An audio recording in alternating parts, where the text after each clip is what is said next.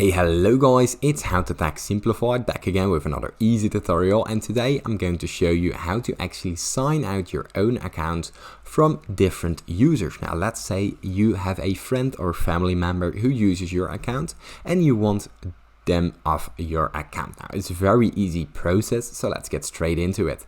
The first thing that you want to do is open up a browser. Now from there you go to the Disney Plus website, sign into your account and go to the top right corner where your profile picture appears.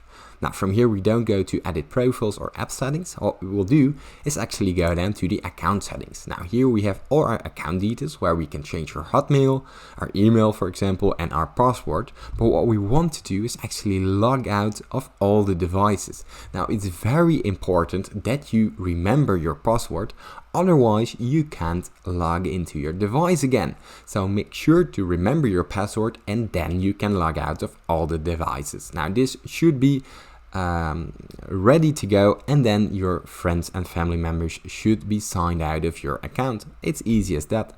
If this tutorial has helped you, or if you still got any other questions, leave it in the comments down below. Please leave a like and subscribe, it helps me a lot, and thanks for watching.